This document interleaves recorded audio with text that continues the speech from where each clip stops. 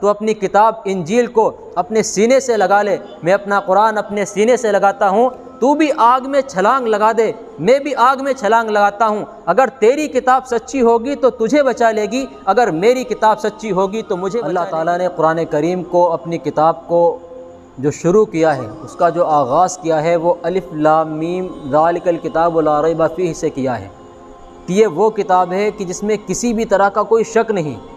دنیا کے اندر کوئی شخص کوئی کتاب پڑھے، بعد میں اس کو معلوم ہوا کہ یہ کتاب تو شکوک و شبہات سے بھری ہوئی ہے، تو یہی کہے گا کہ میں نے اپنا وقت برباد کیا، اس کتاب کو مجھے نہیں پڑھنا چاہیے تھا۔ اور دنیا میں کوئی بھی کتاب ایسی نہیں ہے جو یہ دعویٰ کر سکے کہ اس میں شک نہیں۔ دنیا کی کوئی سی بھی کتاب آپ اٹھا کر دیکھ لیں، آپ اس کی تحقیق کر لیں، دنیا میں کوئی کتاب ایسی نہیں جس نے دعویٰ کیا ہو کہ اس میں شک و شبہ نہیں ہے۔ لیکن قرآن کریم پوری کائنات کی ایک واحد ایسی کتاب ہے جس نے دعویٰ کیا ہے اور شروع میں ہی دعویٰ کر دیا ذالک الکتاب لا ریب فیہ کہ یہ وہ کتاب ہے جس میں کوئی بھی شک نہیں۔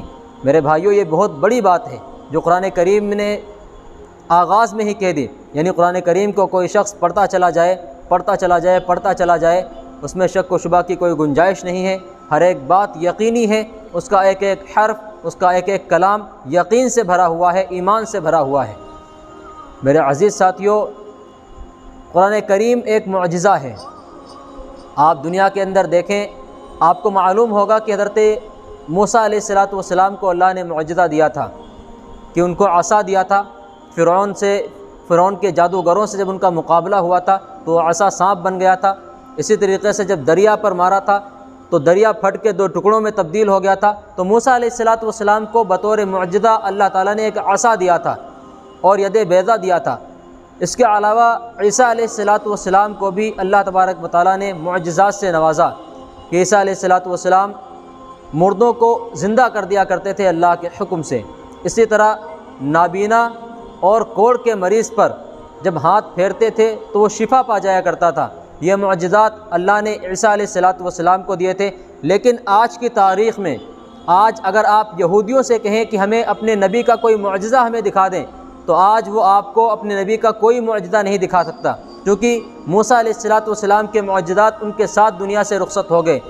آج کی تاریخ میں اگر آپ عیسائیوں سے کہیں کہ ہمیں اپنے پیغمبر، اپنے رسول عیسیٰ علیہ السلام کا کوئی معجزہ دکھا دیں، تو آپ کو وہ عیسیٰ علیہ السلام کا معجزہ نہیں دکھا سکتے، کیونکہ عیسیٰ علیہ السلام کے معجزات بھی ان کے ساتھ دنیا سے رخصت ہو گئے۔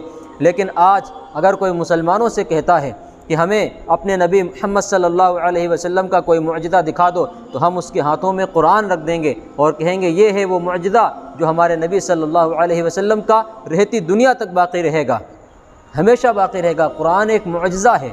اور کیسے معجزہ ہے؟ آپ دیکھیں، اللہ تعالیٰ نے جتنی کتابیں پچھلے نبیوں پر نازل کی ہیں، حضرت موسیٰ علیہ السلام کو اللہ نے توریت عطا کی، حضرت داؤد علیہ السلام کو اللہ نے زبور عطا کی، حضرت عیسیٰ علیہ السلام کو اللہ تعالیٰ نے انجیل یعنی بائبل دی ہے۔ ان تمام کی تمام کتابوں کو اگر آپ دیکھیں، آج کی تاریخ میں اگر تلاش کریں، ان کے اصل نسخوں کو ڈھونڈیں، تو آپ کو اصل نسخہ ان کا نہیں ملے گا، آپ کو ان کا اصل نسخہ مل ہی نہیں سکتا، بلکہ بدل کر رکھ دی گئیں، تبدیل کر کے رکھ دی گئیں۔ ان کتابوں کے اندر تحریف کر دی گئی، لغوی اعتبار سے بھی، لفظی اعتبار سے بھی اور معنوی اعتبار سے بھی، یعنی اس کے معنی بھی بدل دیے گئے، اس کے الفاظ کو بھی تبدیل کر دیا گیا، اس میں سے کچھ حصہ نکال کر غائب کر دیا گیا اور کچھ حصے کو اپنی جانب سے داخل کر دیا گیا۔ تو یہ کتابیں آپ کو بدلی ہوئی ملیں گی۔ لیکن اگر آپ قرآن کریم کو دیکھیں تو جیسا 1400 سال پہلے تھا قرآن، آج بھی ویسا ہی قرآن کریم ہے، آج بھی ویسا ہی ہے، کسی بھی طرح کی کوئی تبدیلی، کوئی بدلاؤ قرآن کریم میں نہیں آیا۔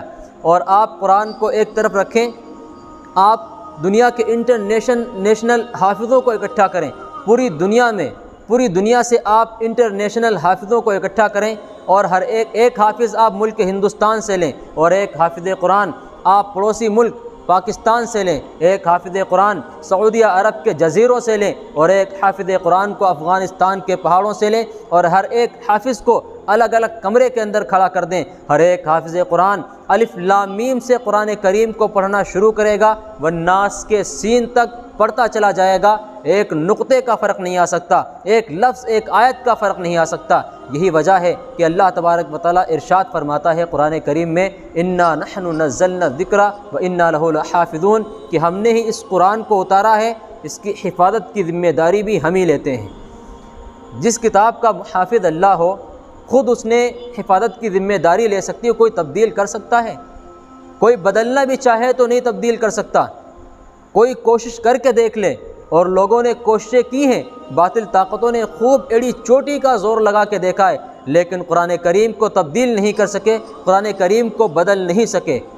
میرے بھائیوں، کتنا بڑا معجزہ ہے قرآن کہ آج تک اس کو کوئی تبدیل نہیں کر سکا۔ سن 1935 میں ہٹلر کے زمانے میں جب جرمنی اقتدار میں آیا ہے تو وہاں کے پادریوں نے، بڑے بڑے لوگوں نے، مذہبی رہنماؤں نے سوچا کہ ہم انجیل یعنی بائبل کو دنیا سے اکٹھا کرواتے ہیں، اس کے اصل نسخے کو تلاش کرتے ہیں۔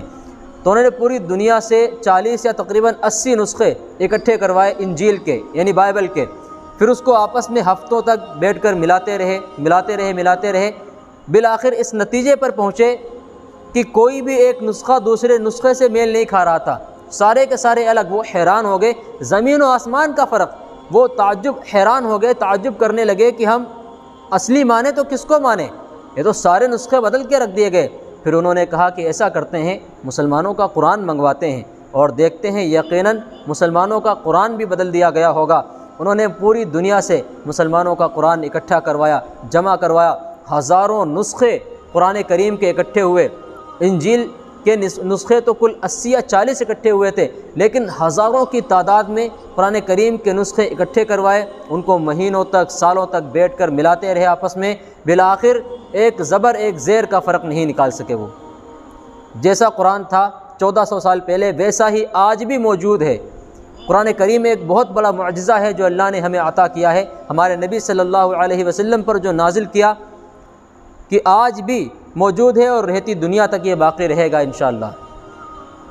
میرے بھائیوں، قرآن کریم سے اپنے آپ کو جوڑیں، قرآن کریم کی تلاوت کریں۔ اگر قرآن کریم سے خود کو جوڑ لیا، قرآن کریم کی تلاوت کی، تو ایک ایک حرف پر 10 نیکیاں اللہ عطا کرتا ہے۔ اور حضرت عبداللہ ابن مسعود رضی اللہ تعالیٰ عنہ ارشاد فرماتے ہیں لا اقول الف لام میم حرف بل الف حرف لام حرف میم حرف، کہ میں یہ نہیں کہتا کہ الف لام میم یہ تینوں ایک حرف ہیں، بلکہ الف ایک علیحدہ حرف ہے، لام ایک الگ حرف ہے، میم ایک الگ حرف ہے۔ اگر الف لام میم تینوں کو ایک حرف تسلیم کیا جائے تو صرف 10 نیکیاں ملیں گی، لیکن اگر الف لام میم کو الگ الگ 3 حروف مانا جائے تو 30 نیکیاں ملتی ہیں صرف الف لام میم کہنے پر۔ اب ذرا سوچے، جو قرآن کریم کی شب و روز تلاوت کرتے ہیں، تہجد میں تلاوت کرتے ہیں، نمازوں میں قرآن کو پڑھتے ہیں، اور تنہائی میں، جلوت میں، خلوت میں قرآن کریم کو پڑھتے ہیں، تو ان کو اللہ کس قدر زیادہ نیکیاں عطا کرتا ہوگا۔ میرے بھائیوں، یہ تو پڑھنے کی بات ہے، آپ قرآن کریم پڑھتے نہیں، صرف سنتے ہیں، پھر بھی آپ کو ثواب ہے۔ قرآن کریم سے محبت کرتے ہیں تب بھی آپ کو ثواب ہے، بغیر سمجھے پڑھتے ہیں تب بھی آپ کو ثواب ہے۔ آپ قرآن کریم کو پڑھنا چھوڑیں، جس تپائی پر بچہ قرآن رکھ کے پڑھتا ہے، آپ وہ تپائی بنا کر بچے کو دیں گے، پھر بھی آپ کو ثواب ہے۔ آپ قرآن کریم کا غلاف بنا کر بچے کو دیں گے، تب بھی آپ کو ثواب ہے۔ قرآن کریم سے محبت کرنا بھی ثواب سے خالی نہیں ہے۔ شاہ عبد العزیز محدث دہلوی رحمۃ اللہ علیہ بر صغیر کے ایک بہت بڑے عالم گزرے ہیں، اتنے بڑے عالم کہ آپ اندازہ لگائیں کہ ایک مرتبہ کتب خانے میں بیٹھے ہوئے تھے، ایک شخص دوڑا ہوا آتا ہے اور آ کر کہنے لگا شاہ جی، اسلام کی تو ناک کٹ گئی، اسلام تو بدنام ہو گیا، اب ہم کیا کریں گے؟ پوچھا کیا بات ہے، بتاؤ تو صحیح۔ وہ کہنے لگا کہ پادری فنڈر دلی کے چوک پہ کھڑا ہوا ہے اور اس نے ایک آگ کا چخا تیار کر رکھا ہے، اور اس کے شعلے، آگ کے شعلے آسمان سے باتیں کر رہے ہیں، اور وہ یہ دعویٰ کر رہا ہے، مسلمانوں کو چیلنج کر رہا ہے کہ مسلمانوں تم اپنا قرآن لاؤ۔ اس کے ہاتھ میں انجیل ہے، وہ کہتا ہے کہ میں اپنی انجیل یعنی بائبل کو آگ میں ڈالتا ہوں، تم اپنا قرآن آگ میں ڈالو، اگر تمہاری کتاب سچی ہوگی تو بچ جائے گی، اور اگر میری انجیل سچی ہوگی تو وہ بچ جائے گی۔ شاہ جی، اسلام تو بدنام ہو گیا، وہاں پر لوگوں کا مجمع ہے، دلی کے چوک پر لوگ اکٹھے کھڑے ہوئے ہیں، اور اسلام کی تو ناک کٹ گئی۔ شاہ جی اٹھ کر چل دیے۔ وہ شخص کہنے لگا شاہ صاحب قرآن تو اپنے ہاتھ میں لے لیں۔ شاہ جی نے فرمایا کہ بغیر قرآن کے انشاءاللہ بات بن جائے گی۔ جب وہاں پہنچے تو اس سے پوچھا کہ تو کیا کہتا ہے؟ وہ کہنے لگا چیلنج کرتا ہوں، تم اپنا قرآن لاؤ، میں اپنی کتاب انجیل کو آگ میں ڈالتا ہوں، تم بھی اپنا قرآن آگ میں ڈال دو۔ اگر تمہارا دین سچا ہوگا، تمہارا قرآن سچا ہوگا تو بچ جائے گا، اگر میری کتاب سچی ہوگی تو وہ بچ جائے گی۔ شاہ جی نے کہا میں اپنے قرآن کو اپنے ہاتھوں سے آگ میں ڈالوں، میں کوئی کافر نہیں ہوں، میں کوئی دہریہ نہیں ہوں، فیصلہ میں کرتا ہوں۔ تو ایک کام کر، تو اپنی کتاب انجیل کو اپنے سینے سے لگا لے، میں اپنا قرآن اپنے سینے سے لگاتا ہوں، تو بھی آگ میں چھلانگ لگا دے، میں بھی آگ میں چھلانگ لگاتا ہوں۔ اگر تیری کتاب سچی ہوگی تو تجھے بچا لے گی، اگر میری کتاب سچی ہوگی تو مجھے بچا لے گی۔ اتنا کہنے کی دیر تھی کہ وہ شخص بھاگنے لگا، راہ فرار اختیار کرنے لگا۔ لوگوں نے پکڑا، پوچھا کدھر جاتا ہے؟ کہنے لگا کہ کتاب پر تو میں نے مسالہ لگایا ہوا تھا کہ آگ میں جل نہ سکے، میرے جسم پر تو کوئی مسالہ نہیں ہے۔ میرے بھائیوں، جب قرآن کریم کو مسلمانوں نے سینے سے لگایا ہے، اس سے محبت کی ہے، اس کی تلاوت کی ہے، اس پر عمل کیا ہے، تب اللہ کا وعدہ آج بھی قرآن کریم کے صفحات پر موجود ہے، ان ھذا القرآن یہدی للتی ہی اقوم، کہ یہ وہ قرآن ہے جو قوموں کو سربلند کرتا ہے، ان کو اونچائی اور مرتبہ عطا کرتا ہے۔ آج ہم نے قرآن کریم کو چھوڑا، ہم کس حال میں ہیں یہ ہم سے پوشیدہ نہیں ہے، یہ ہم سے مخفی نہیں ہے۔ میرے بھائیوں، قرآن کریم جس کو تھامنے کے لیے ہمارے نبی صلی اللہ علیہ وسلم حجۃ الوداع کے موقع پر یہ کہہ کر گئے تھے کہ دو چیزیں تم میں چھوڑ کر جا رہا ہوں، ایک اللہ کی کتاب اور دوسرے حدیث سنت اپنی، ان دونوں کو مضبوطی کے ساتھ تھامے رکھنا۔ لیکن ہم نے کیا کیا؟ ہم نے قرآن کریم کو بھی پس پشت ڈال دیا، ہم نے اللہ کے نبی صلی اللہ علیہ وسلم کی سنتوں کو بھی چھوڑ دیا، کسی بھی چیز کو ہم نے نہیں اپنایا۔ آج ہماری جو حالت ہے ہم خود اپنی آنکھوں سے دیکھ لیں کہ کس ذلت و رسوائی کے گڑھے میں ہم گر چکے ہیں کہ جہاں سے واپس آنا ہمارے لیے کتنا مشکل ہو چکا ہے۔ میرے بھائیوں، قرآن کریم جا کر دیکھیں گھروں کے اندر مسلمانوں کے کہ طاق میں رکھے ہوئے ہیں، مہینوں ہو جاتے ہیں، سال ہو جاتے ہیں، قرآن کریم کو اٹھانے کی نوبت نہیں آتی، قرآن کریم پر یوں ہی دھول جمتی رہتی ہے۔ ہمارے نبی صلی اللہ علیہ وسلم جب تک دنیا کے اندر موجود رہے، آپ علیہ الصلاۃ والسلام اس امت کے لیے دعائیں کرتے رہے، اس امت کی بھلائی کی دعائیں اللہ سے مانگتے رہے، اور امتی امتی کہتے کہتے دنیا سے رخصت ہو گئے۔ لیکن جب آخرت میں ہماری نافرمانیوں کو دیکھیں گے تو اللہ تعالیٰ کے سامنے شکایت کریں گے اور کہیں گے یا رب انا قوم اتخذوا ھذا القرآن مہجورا، کہ میرے رب یہی ہے میری وہ امت جنہوں نے میرے قرآن کو پس پشت ڈال دیا تھا، میرے قرآن کو چھوڑ دیا تھا۔ آخرت میں شکایت ضرور کریں گے، شکوہ ضرور کریں گے، گلہ ضرور کریں گے، کیونکہ قرآن کریم کے ساتھ جو ہم نے برتاؤ کیا ہے، قرآن کریم کے ساتھ جو ہم نے کیا ہے، وہ ہمارے نبی صلی اللہ علیہ وسلم برداشت نہیں کر سکتے۔ میرے بھائیوں، ابھی بھی وقت ہے کہ قرآن کریم کو سیکھیں، اس کی تلاوت کو سیکھیں، قرآن کریم سے محبت کریں، اپنے بچوں کو بھی قرآن کریم کی تعلیم دیں۔ اگر قرآن پاک کی تعلیم اپنے بچوں کو دی آپ نے تو یقینی طور پر اللہ بچے کو تو اعزاز دے گا ہی، ساتھ میں والد کو بھی اعزاز بخشے گا۔ میرے بھائیوں، قرآن کریم سے محبت کے واقعات تاریخ میں بھرے پڑے ہیں۔ ایک منشی رحمت علی صاحب اللہ کے ولی گزرے ہیں۔ دارالعلوم دیوبند کا قیام جب عمل میں آتا ہے تو منشی رحمت علی نانوتا کی بستی سے روانہ ہوتے ہیں۔ راستے میں ایک گاؤں پڑا، وہاں دیکھا کچھ لوگوں کا مجمع ہے، کچھ بھیڑ اکٹھی ہے، تو منشی رحمت علی صاحب وہاں پر ٹھہر گئے۔ سوچا کہ دیکھتا ہوں کیا ہوتا ہے، تو معلوم ہوا پوچھنے پر کہ یہاں کسی کا انتقال ہو گیا ہے۔ تو سوچا کہ نماز جنازہ ادا کر لوں، پھر اس کے بعد اپنی ملازمت کے لیے چلا جاؤں گا۔ وہ ملازمت کرتے تھے، تو وہاں پر جب وہ ٹھہر گئے تو ان کے گھر سے پیغام آیا، لوگوں نے کہا کہ نماز جنازہ منشی رحمت علی پڑھائیں گے، تو انہوں نے منع کر دیا کہ میں تو نہیں پڑھاتا۔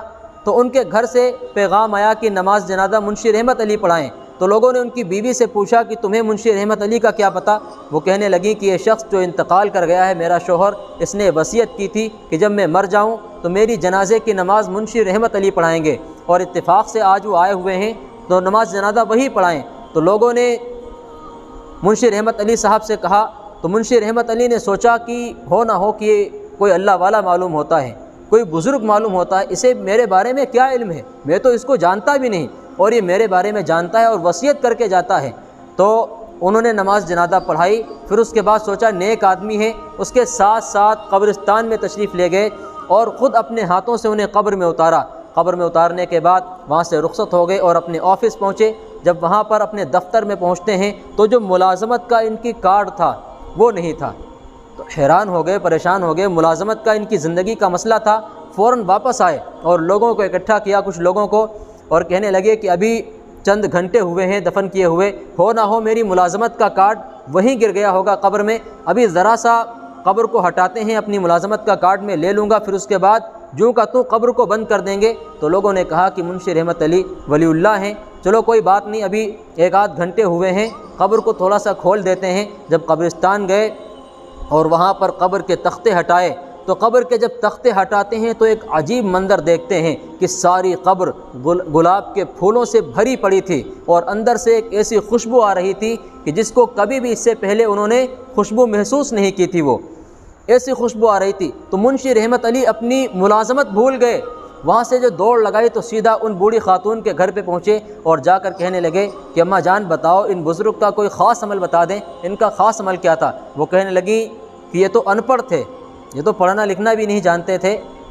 یہ 45 سال ہو گئے مجھے ان کے نکاح میں آئے ہوئے، لیکن میں نے ان کا کوئی ایسا خاص عمل نہیں دیکھا۔ البتہ اتنا ضرور ہے کہ یہ فجر کی نماز پابندی سے روزانہ پڑھتے تھے، اور میں نے 45 سال میں ان کا کوئی ناغہ نہیں دیکھا۔ فجر کی نماز پڑھ کر جب گھر میں آتے تھے تو ان کے طاق میں، ان کے کمرے میں قرآن رکھا ہوا ہے، یہ اس کو اٹھاتے تھے اور اٹھا کر کہتے تھے کہ یا اللہ مجھے نہیں پتا تو نے اس میں کیا فرمایا، لیکن میرے مولا تو نے یہ بھی سچ کہا ہے، یا اللہ تو نے یہ بھی سچ کہا ہے، یا اللہ تو نے یہ بھی سچ کہا ہے۔ اس طرح انگلیاں پھیرتے تھے صرف، یعنی اللہ کی کتاب کی سچائی اور صداقت کی گواہی اپنی انگلیوں سے دیتے تھے۔ تو منشی رحمت علی نے فوراً دوڑ لگائی، ان کے گھر میں پہنچے، اس حجرے میں پہنچے، تو وہاں جا کر دیکھتے ہیں تو قرآن کریم رکھا ہوا تھا۔ میرے بھائیوں، جب محبت کرنے والے کو، قرآن کریم سے صرف لگاؤ رکھنے والے کو اللہ اتنا بڑا مقام عطا کر سکتا ہے کہ ساری قبر گلاب کے پھولوں سے بھر سکتا ہے چند گھنٹوں کے اندر۔ تو جو تلاوت کلام اللہ کرتے ہیں، جو شب و روز قرآن کریم کو سیکھنے سکھانے کے اندر مشغول ہیں، ان کو اللہ تعالیٰ کتنا بڑا اجر عطا کرے گا اور کتنا بڑا مقام عطا کرے گا۔ میرے بھائیوں، ہم تصور بھی نہیں کر سکتے۔ حضرت امام غزالی سے پوچھا گیا کہ قرآن کریم کے بارے میں کوئی بات بتائیں، تو انہوں نے ایک عجیب بات کہی، فرمانے لگے کہ قرآن کریم ہے اتنا آسان کہ 7 سال کے بچے کے سینے میں آسانی کے ساتھ محفوظ ہو جاتا ہے، لیکن مشکل اتنا ہے کہ 1400 سال سے علماء کرام اس میں غوطے لگا رہے ہیں، لیکن آج تک اس کی موتیوں کو نہیں پا سکے، اس کے خزانوں کو نہیں پا سکے۔ میرے بھائیوں، قرآن کریم بہت بڑی دولت ہے، بہت عظیم الشان کتاب اللہ نے ہمیں عطا کی ہے، لیکن ہم نے اس کی قدر نہیں کی۔ اب بھی وقت ہے کہ اس کی تعلیم حاصل کریں، اس کو سیکھیں، اپنے بچوں کو بھی سکھائیں۔ اور یہ ارتداد کا دور چل رہا ہے، لوگ کتنی ہماری بہن اور بیٹیاں مرتد ہو رہی تیزی کے ساتھ، کیوں؟ ان کو دین کا نہیں پتہ، ان کو ان کے والدین نے قرآن کریم کے بارے میں تعلیم نہیں دی، ان کو بتایا نہیں کہ قرآن کیا ہے۔ حضرت فاطمہ رضی اللہ تعالیٰ عنہا کی سیرت کیا ہے، اماں عائشہ کے قصے اور واقعات انہیں نہیں سکھائے، تو وہ کیا جانے کہ دین کیا ہے، اسلام کیا ہے، اور ہمیں کیا کرنا چاہیے، کیا نہیں کرنا چاہیے۔ میرے بھائیوں، اب بھی وقت ہے کہ اپنی بیٹیوں کو بھی دین کی تعلیم دلائیں، قرآن کریم کی تعلیم دلائیں، اور اپنے بچوں کو بھی تعلیم دلائیں۔ ہر گھر میں، ہر پریوار میں ایک ایسا بچہ ہونا چاہیے، ہونہار بچہ، جو آپ دینی خدمات کے لیے وقف کر دیں۔ ایک بچے کو ضرور اپنے پریوار میں عالم دین بنائیں، ضرور پڑھائیں اسے۔ ایک بچی کو ضرور اپنے گھر میں عالمہ بنائے کم سے کم، تاکہ وہ گھر کے اندر اردو اچھے سے پڑھ سکے اور گھر کے اندر تعلیم کر سکے، اور دوسری اپنے گھر کی خواتین کو وہ سمجھا سکے کہ دین کیا ہے اور ہمیں کیا کرنا چاہیے، کیا نہیں کرنا چاہیے۔